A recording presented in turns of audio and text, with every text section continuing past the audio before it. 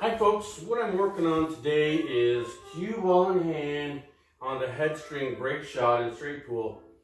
If you play a lot of straight pull, you're going to come across this shot from time to time as an option, so it's a good shot to practice.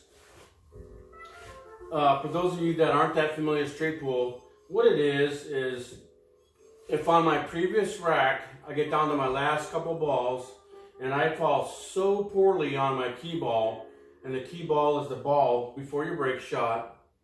It's like 8-ball. You have an 8-ball shot and then you have your key ball, and you save your last ball to be in an area near your 8-ball where you can set up a good 8-ball shot.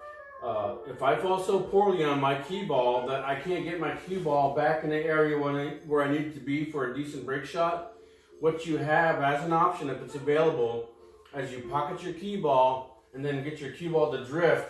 And if it lands inside the rack, inside the triangle at the end of the shot, I take ball in hand on the headstring for my break shot. There's times where I've accidentally left my cue ball on a rail. I came to the rail and wanted to come off an inch or two and then be okay. And then I get stuck on a rail and then there's just no way I can really manipulate the cue ball. So if it lines up, I just pocket my ball and then get the cue ball to drift and land inside the rack. And sometimes it's a really good option.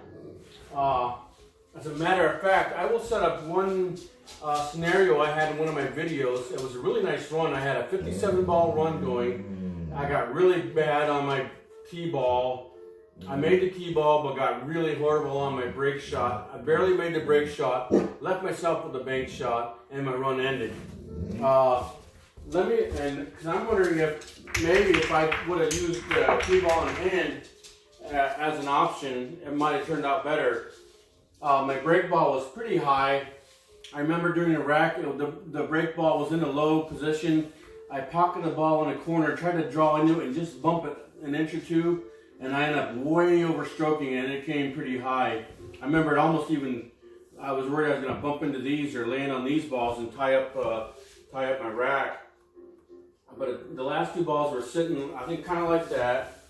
I fell really nicely on my ball before the key ball.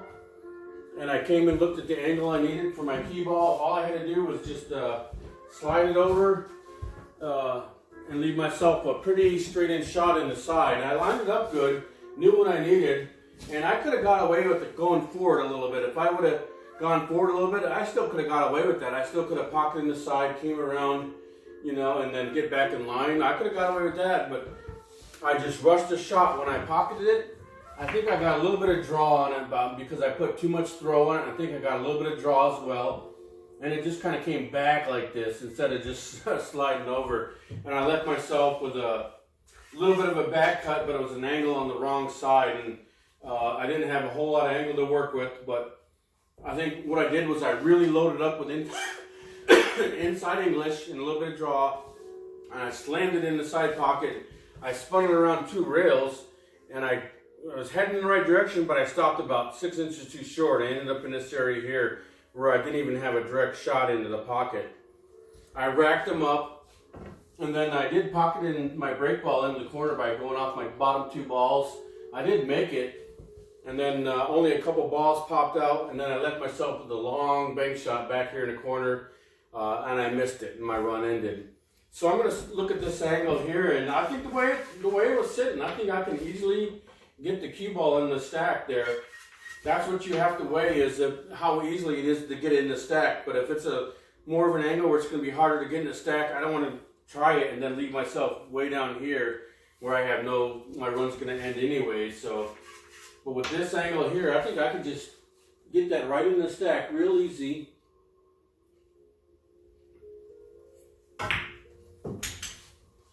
And we're at the bottom. We're in there.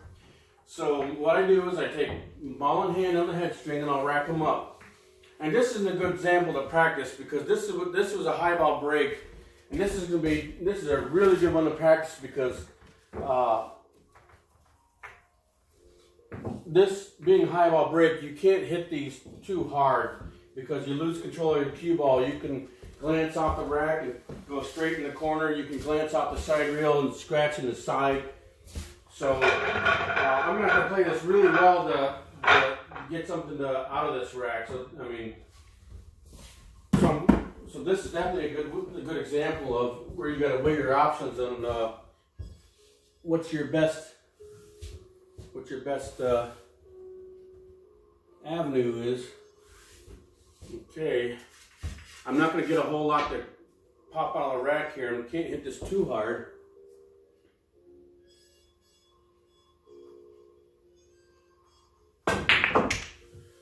See, could have scratched real easy there, but I think I got enough to work with here. I've got a couple potential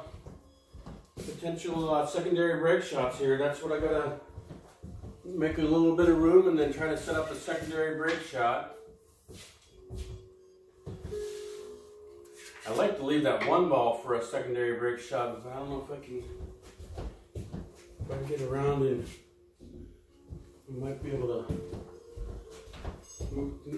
work around it. Or I could. I don't know. I like picking a couple of these off before I go right for the secondary break shot, so it doesn't create a lot of congestion there. But I'm gonna try to do that. I'm gonna see if I can pick off a couple shots to make room before I try to break up the stack a little bit. Get on that 14. I don't think I did. I'm gonna have to use the one ball, and then I could probably use either the 14 or the 4. I think I'm gonna use the 4 because that way I can hit the side of this over here.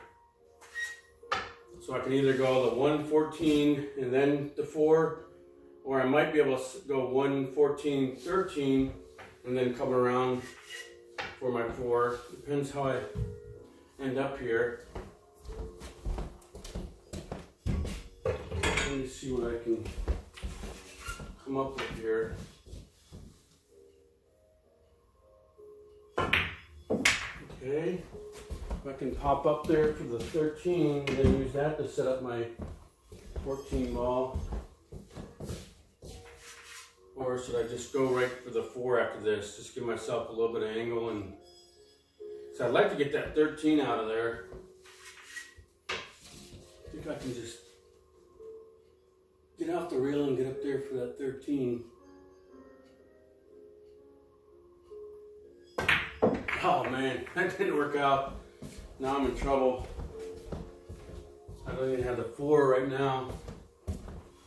That didn't come out too good. I still got the 13, but I might be able to load it with inside English and come off the rail and then still have a cut shot there. I don't know. That was a little bit difficult.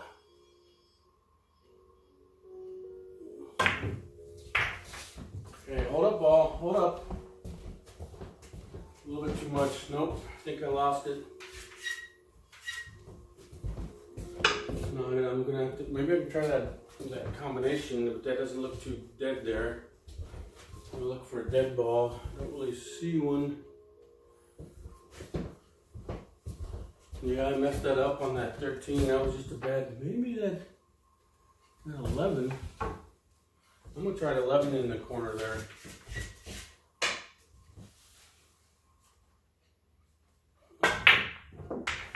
Here we go.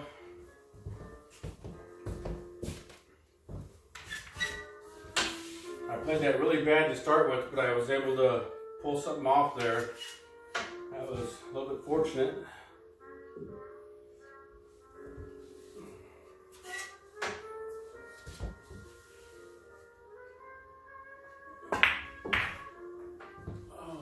Bump that 7 ball. Man, I'm playing bad here.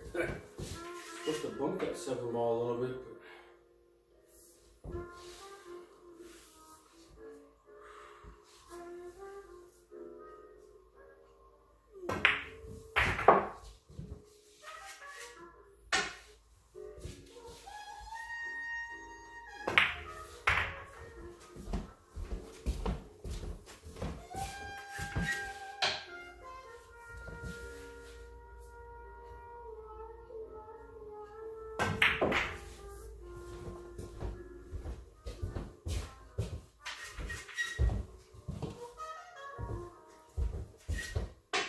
Now is where I gotta really take my time and get my angles just right that I'm looking for.